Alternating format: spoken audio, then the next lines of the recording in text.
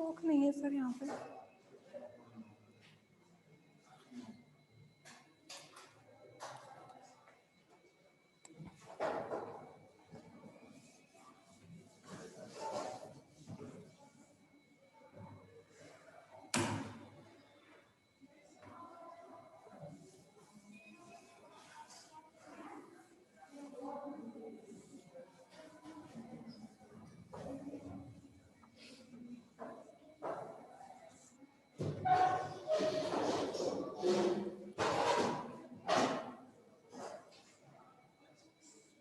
प्रकाश की तरंगदैर्घ्य ज्ञात करना। न्यूटन वलय प्रयोग द्वारा प्रकाश की तरंगदैर्घ्य ज्ञात करना।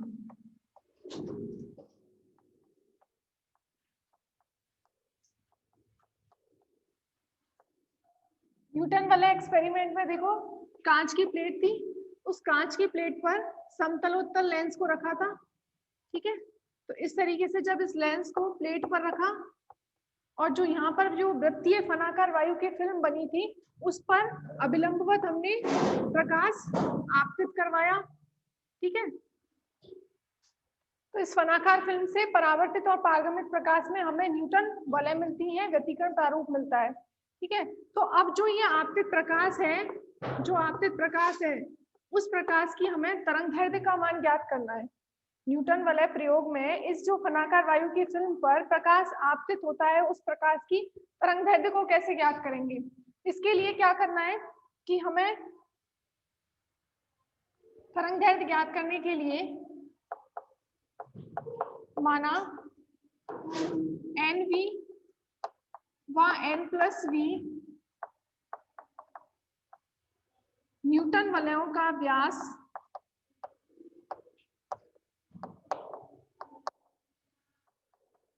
न्यूटन वलय का व्यास सूक्ष्मदर्शी की सहायता से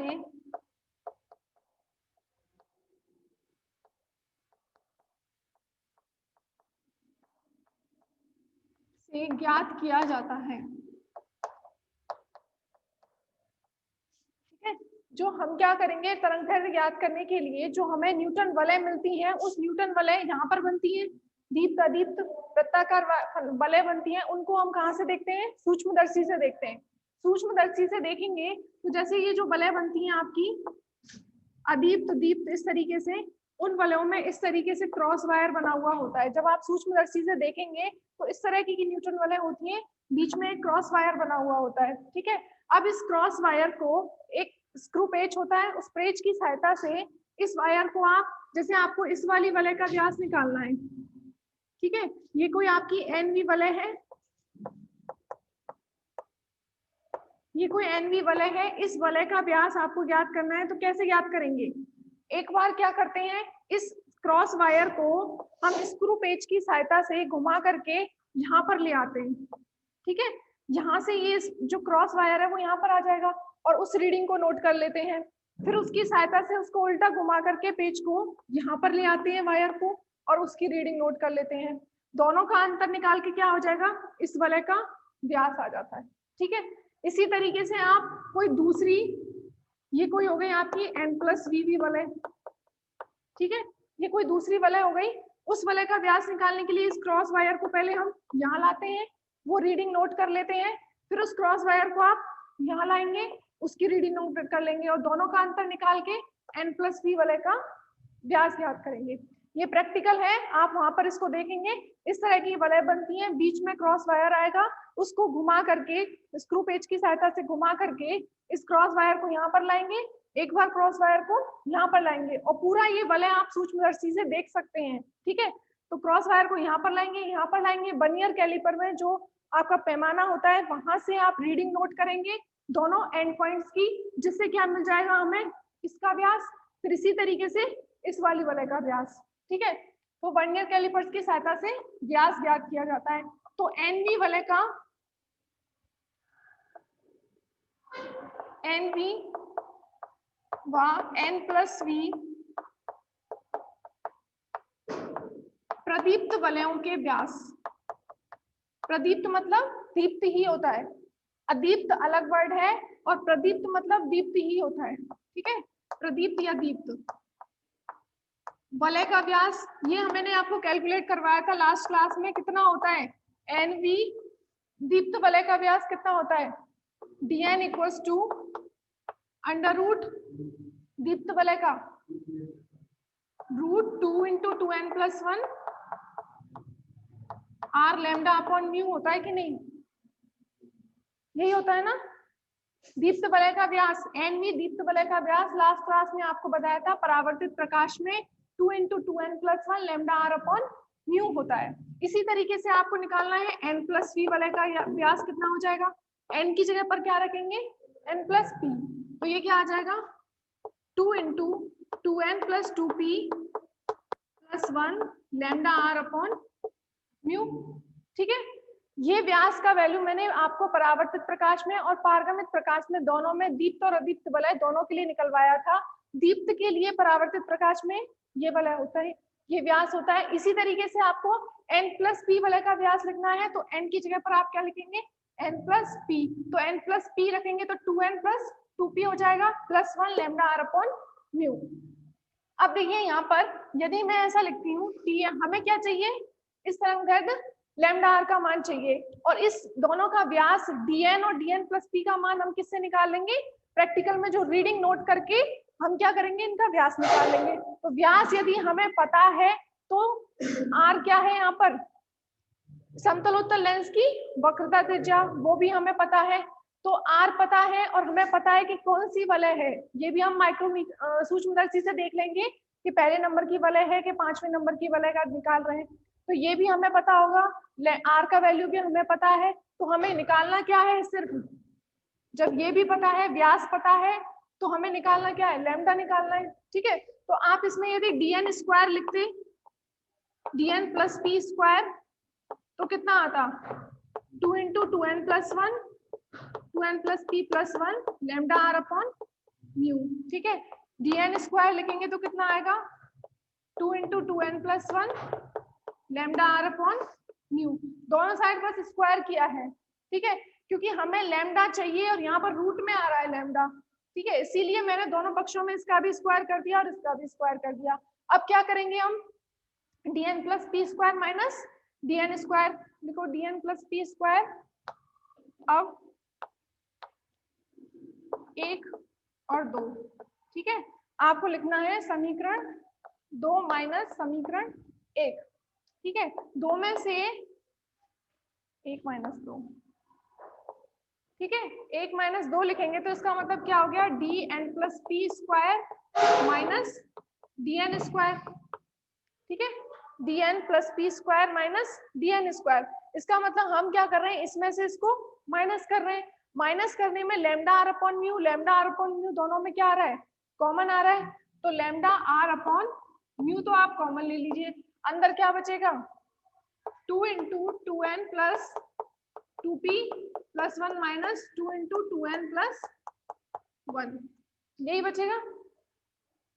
एक में से 2 को घटाया है, LHS में क्या हो जाएगा D² n+p माइनस DN², यहाँ पर लैम्डा R अपॉन म्यू दोनों में कॉमन आ रहा है, अंदर बचेगा 2 × 2n 2p+1 और यहाँ पर माइनस 2 × 2n+1, तो कुछ कैंसिल हो जाएगा, है ना, ऊपर से मिटा दो,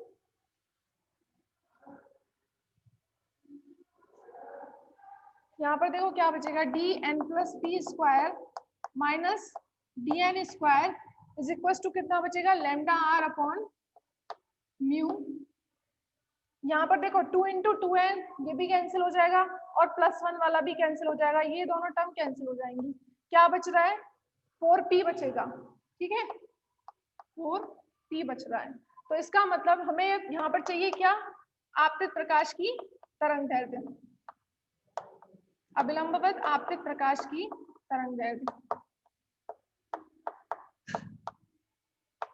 लैम्डा इक्वल्स टू कितना आ जाएगा, इधर मल्टीप्लाई कर दो इसका DN+p² minus DN² upon 4pr, ठीक है। न्यूटन वलय के लिए क्योंकि आपको पता है न्यूटन जो एक्सपेरिमेंट किया था वहां पर ये जो थी फिल्म, वो किसकी फिल्म थी? वायु फिल्म ही तो थी। न्यूटन वलय में जो फनाकार वायु की फिल्म बनी थी, हमने एक समतल दर्पण पर, प्लेट पर, कांच की प्लेट पर जब समतलोत्तर लेंस को रखा था, तो जो फिल्म बनी थी फनाकार, वो किसकी थी? वायु की फिल्म ही तो बनी थी। तो न्यूटन वलय के लिए म्यू इक्वल्स टू कितना हो जाएगा?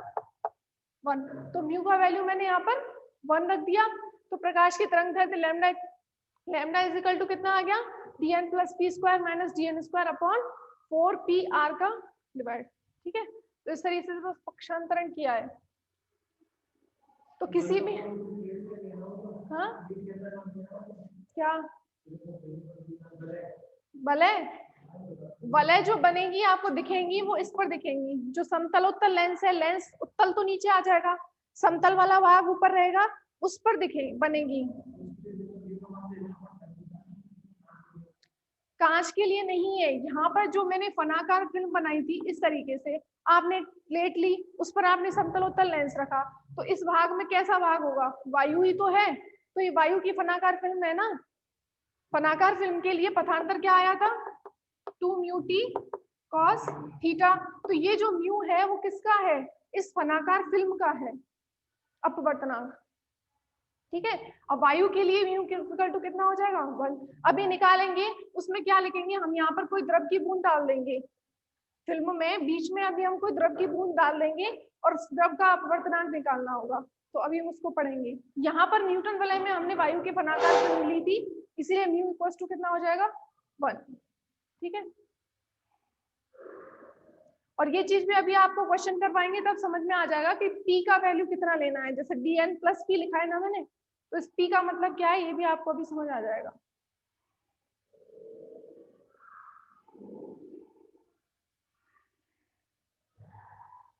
स्क्रीन निकालना है, स्क्रीन।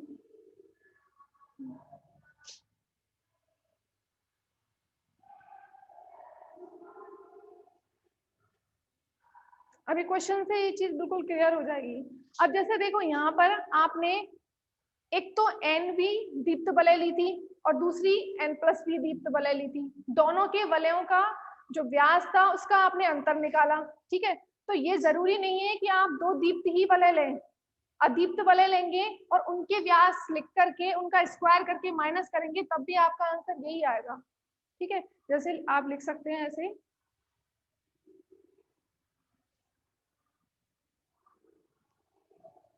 ये तो आ गई आपकी म्यू इक्वल्स टू 1 लिख लेना। अब देखो यदि आप ऐसे लें कि NV व N+V P अदीप्त वलय, अदीप्त वलय के व्यास dn व dn+p है। ठीक है, ऐसे लिख लो।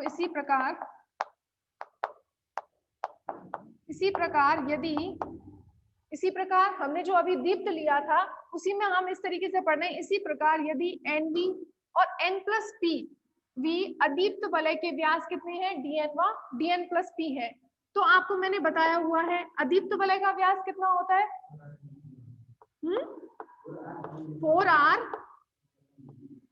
4n r lambda upon mu, ये लिखवाया था अदीप्त वलय का व्यास। यहाँ पर 4n आता है, वहां पर 2 × 2n+1 आता है। ठीक है, इतना ही अंतर है। वहां पर कितना आता था? 2 × 2n+1 r lambda upon mu, और यहाँ पर कितना आता है? 4n r lambda upon mu. ठीक है, क्योंकि वहां λ/2 के विसरण गुणज से किया था, यहाँ लैम्डा के सम गुणज से निकाला था। ठीक है, इतना ही अंतर आता है। 2 × 2n+1 आता है दीप्त में और 4n आता है अदीप्त में। ठीक है, तो ये NV अदीप्त वलय का व्यास हो गया। इसी प्रकार से आप N+V कोई अदीप्त वलय का व्यास कैसे लिखेंगे? N की जगह पर क्या आ जाएगा? N+P आ जाएगा। तो इसको क्या लिखेंगे? 4n+P r lambda upon mu, यही आएगा 4n r lambda upon p mu. और यहाँ पर जब n की जगह पर आप N+P लिखेंगे तो n की जगह पर यहाँ पर भी क्या आ जाएगा? N+P आ जाएगा। अब उसी तरीके से दोनों पक्षों में आप स्क्वायर करेंगे। स्क्वायर करने से क्या होगा? ये रूट हट जाएगा। ठीक है, यहाँ पर भी आप स्क्वायर कर देंगे तो ये रूट हट जाएगा। अब आप निकालेंगे dn+p square minus dn square. ठीक है, जब आप ऐसा लिखेंगे तो यहाँ पर देखो क्या कॉमन आ रहा है, 4r लैम्डा अपॉन म्यू और 4nr लैम्डा अपॉन म्यू, यही कॉमन आ रहा है, 4r लैम्डा अपॉन म्यू। तो यहाँ पर dn plus P square minus क्या करना है, dn स्क्वायर, मतलब इसमें से इसको घटा रहे हैं, तो इसमें से आप इसको घटाइए, 4r लैम्डा अपॉन म्यू तो दोनों में कॉमन आ रहा है, अंदर क्या बचेगा, n plus P minus n, यही बचेगा। इसमें से इसको माइनस किया है, LHS में ये माइनस हो गया, अब इसमें से RHS में, इसमें से ये माइनस करो, तो 4r lambda upon mu, 4r lambda upon mu दोनों में से कॉमन आ गया, यहाँ बचा n प्लस पी और यहाँ पर माइनस n, तो n से क्या हो जाएगा, n कैंसिल, क्या आ रहा है, 4p r lambda upon mu, देखो यहाँ पर भी यही आ रहा था। ठीक है, तो 4p r lambda upon mu, यहाँ से भी लैम्डा का वैल्यू कितना आएगा, D square N plus P minus D N square upon 4p r। ठीक है, तो आप चाहे दो क्रमागत, दो दीप्त दीप्त वलयों के व्यास का अंतर निकालें या दो अदीप्त अदीप्त वलयों के व्यास का अंतर निकालें, तो फिर उनकी तो क्या आएगा, सेम तरीके से तरंगदैर्ध्य का फॉर्मूला वही रहेगा। ठीक है, और अभी क्वेश्चन पढ़ेंगे तो और अच्छे समझ में आ जाएगा, क्योंकि यहाँ से क्वेश्चन ही पूछा जाता है, पता नहीं।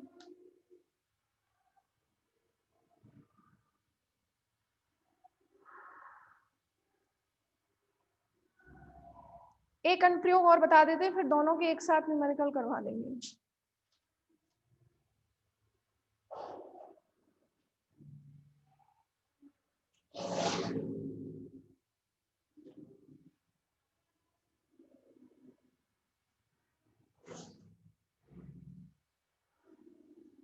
न्यूटन वलय प्रयोग द्वारा पारदर्शी द्रव का अपवर्तनांक ज्ञात करना।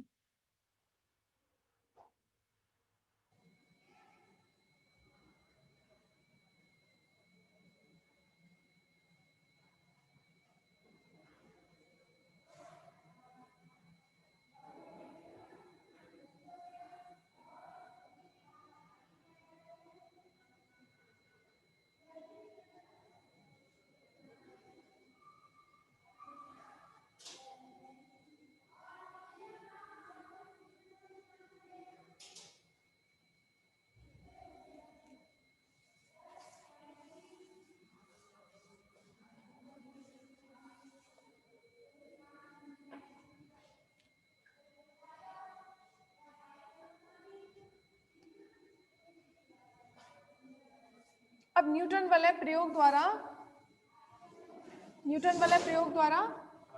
पारदर्शी द्रव का अपवर्तनांक ज्ञात करना।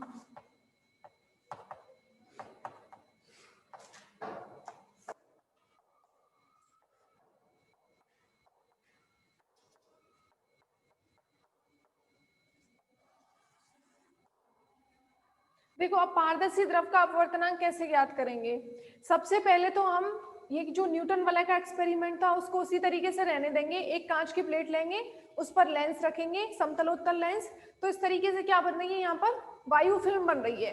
अब वायु फिल्म के लिए हमें पता है कि हम कोई n प्लस पी और nv वलय के लिए व्यास निकाल लेंगे वायु फिल्म के लिए।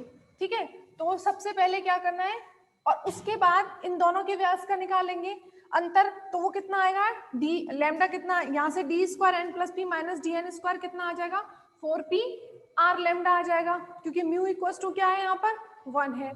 फिर उसके बाद क्या करेंगे, अब इस प्लेट के और समतलोत्तल लेंस और कांच की प्लेट के बीच में हम क्या रख देंगे, कोई पारदर्शी द्रव रख देंगे। अब द्रव रख देंगे तो वहां पर किसकी फिल्म बन जाएगी, द्रव की फनाकार फिल्म बन जाएगी। अभी क्या बन रही है, वायु की फनाकार फिल्म बन रही है, बाद में क्या बन जाएगी, द्रव की फनाकार फिल्म बन जाएगी। जब द्रव की फनाकार फिल्म बन जाएगी तो उसी p मान के लिए हम क्या करेंगे, उसी p मान के लिए dn व dn प्लस p वलय के व्यास निकालेंगे, तो वहां पर क्या आ जाएगा, रेशियो में म्यू आ जाएगा। तो इस तरीके से निकालेंगे, जैसे देखो, पहले सर्वप्रथम वायु फिल्म के लिए, वायु फनाकार फिल्म के लिए वायु फनाकार फिल्म के लिए किसी निश्चित मान, वायु फनाकार फिल्म के लिए किसी निश्चित P मान के लिए, किसी निश्चित P मान के लिए NV व N+P वलयों के व्यास, मान लीजिए आप ले लेते हैं अदीप्त वलय, ठीक है, अदीप्त वलय के व्यास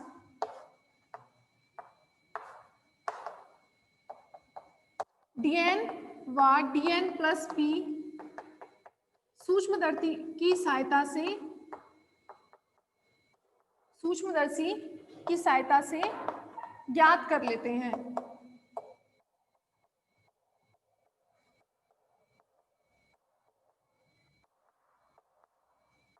ठीक है, आपने क्या किया, सबसे पहले जो वायु की फनाकार फिल्म बनती है उसी से आपने जो न्यूटन वलय व्यतिकरण प्रारूप मिलेगा, उस वलय में आप किसी निश्चित मान P के लिए, P का मतलब ऐसे समझ लो जैसे आपने कोई दूसरी वलय ले ली, अदीप्त है ना, तो पहली क्या बनेगी, पहली अदीप्त बनती है, फिर दूसरी कौन सी बनती है, दीप्त, फिर तीसरी क्या है यहाँ पर, अदीप्त। तो आप ऐसा मान लीजिए तीसरे नंबर की कैसी है, अदीप्त वलय, ये हो गई आपकी NV अदीप्त वलय। उसके बाद आपको पता है इसके बाद चौथे नंबर की कैसी होगी, ये अदीप्त है आपकी, NV कौन सी है, तीसरे नंबर की, पहली अदीप्त, दूसरी दीप्त, तीसरी फिर से क्या हो गई, अदीप्त हो गई। तो तीसरे नंबर की अदीप्त वलय हो गई, उसको मैंने बोल दिया कोई भी NV अदीप्त वलय। उसके बाद आपको पता है 4 नंबर की कैसी होगी, दीप्त होगी, क्योंकि एकांतर क्रम में है दीप्त और अदीप्त। 4 नंबर की अदीप्त हो गई, तो 5 नंबर की फिर से अदीप्त होगी, 7 नंबर की कौन सी होगी, अदीप्त होगी, 9 नंबर की कौन सी होगी, अदीप्त होगी। ठीक है, तो आप जैसे 7वीं वलय के बारे में बात करें, 7वीं भी कैसी होगी, अदीप्त होगी। ठीक है, 3 के बाद 5वीं अदीप्त होगी और 7वीं अदीप्त होगी। तो यहां पर आप इसको बोल देते हैं N+P। जब N वाला नंबर कौन सा है, तीसरा है, तो N+P 7वां बोल रहे हैं, इसका मतलब P का मान कितना हो गया, 4 हो गया। तो यहां पर P का मान कितना हो गया है, 4।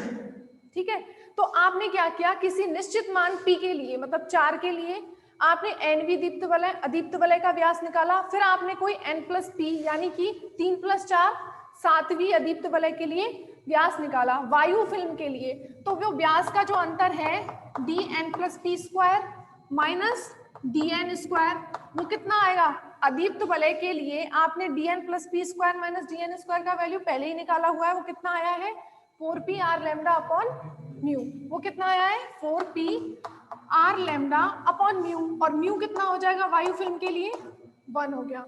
ठीक है, तो सबसे पहले हम क्या करते हैं कि जो हमारी वायु फिल्म बन रही है उसी के लिए किसी निश्चित मान P के लिए NV और N+P अदीप्त वलयों के व्यासों के वर्ग का अंतर निकालते हैं। फिर उसके बाद क्या करेंगे, फिर उसके बाद हम क्या करते हैं, इस फिल्म में जो आपकी फनाकार फिल्म बन रही है, इस फिल्म में हमने कुछ उसमें बराबर द्रव का, कोई द्रव का अपवर्तनांक म्यू द्रव के अपवर्तनांक की फिल्म बना दी, मतलब द्रव की कुछ बूंदें डाल दी इसमें, ये जो खाली भाग है ना, इसमें कुछ द्रव की बूंदें डाल दी।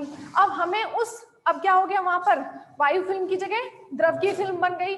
अब उस द्रव फिल्म के लिए हमने फिर द्रव फिल्म पर प्रकाश इसी तरीके से आपतित करवाया, तो अलग से व्यतिकरण प्रारूप मिलेगा।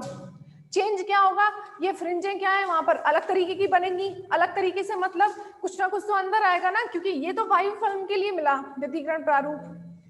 अब जब आपने वहां पर द्रव डाल दिया है तो द्रव के अकॉर्डिंग वहां पर कोई और तरीके से फ्रिंज प्रतिरूप मिलेगा। ठीक है, एक सेकंड। अब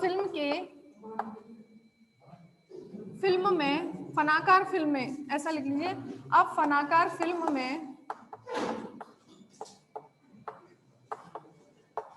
द्रव की कुछ बूंदें डाल दी जाती हैं,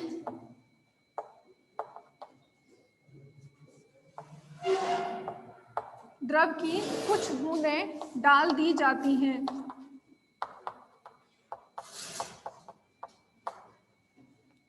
तथा जिस द्रव का अपवर्तनांक और उस द्रव का अपवर्तनांक का अपवर्तनांक, उस द्रव का अपवर्तनांक हमने मान लिया कितना है, म्यू है, ठीक है। तो म्यू अपवर्तनांक वाले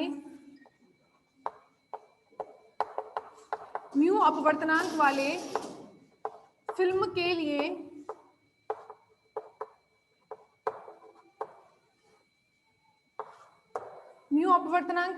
के लिए पुनः अलग व्यतिकरण फ्रिंजें प्राप्त होती हैं। तो अलग से व्यतिकरण प्रतिरूप प्राप्त होता है, फ्रिंजें या व्यतिकरण प्रतिरूप प्राप्त होता है। उस व्यतिकरण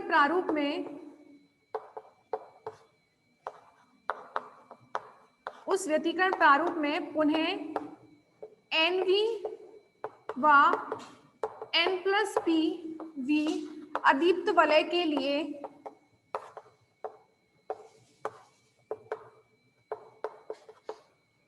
व्यास सूक्ष्मदर्शी की सहायता से ज्ञात करते हैं।